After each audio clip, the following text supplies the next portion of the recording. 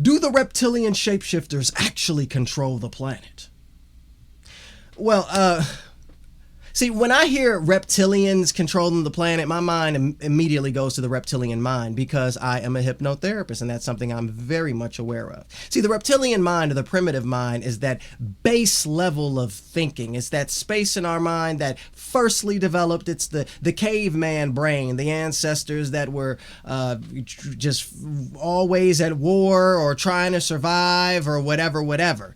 The basic functions, the basic responses, the limited level of thinking. And what takes place is we revert to this space, this primitive mind or reptilian mind, when we experience a trauma or a trigger that is unknown or pretty dire or stressful. What takes place is we revert to this reptilian mind, this primitive mind, in which our responses are limited to either fighting, flighting, freezing, or fawning. Now, you can kind of see where I'm going now, the thinking of, the world being stuck in the primitive mind, meaning the majority of the people being stuck in either fight, flight, freeze, or fawn. Now, fighting is pretty self-explanatory. You're about to throw the dukes, you know what I'm saying? The flighting, running away when you're faced with an experience or a trigger or a trauma. The freezing, stopping, not even knowing what to do and just freezing like a deer in headlights. Or the fawning, that's the people-pleasing energy, the overly helpful, the all of the things in which the person needs to prove their self for love, overly prove themselves. That's the fawning. See, these are the base level of responses, and when individuals experience a trauma or a trigger and they don't know what to do, they don't know how to handle it,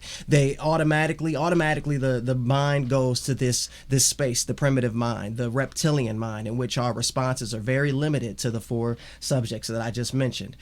Very interesting. That's why you would go to a hypnotherapist, right? A hypnotherapist can help you identify these triggers and these situations and turn these situations and triggers within the mind into knowns, positives. That then means that the brain, the mind, can accept whatever's taking place and not revert to this base level of thinking, and instead be able to be within the whole space and be able to go to different places outside of just the basic four, the freeze, fight, the flight, or the fawn.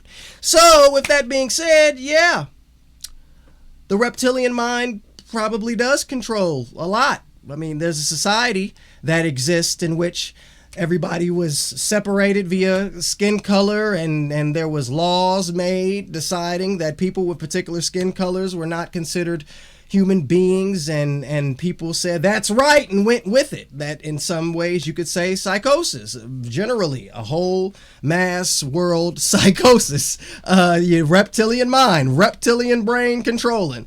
So, yeah, and I don't want to, negate the beliefs or theories of other beings, other star systems, star families, that's fine. But pertaining to the reptilian mind, that's what I think of when I hear the shape-shifting reptilians controlling the planet, kind of like a metaphor.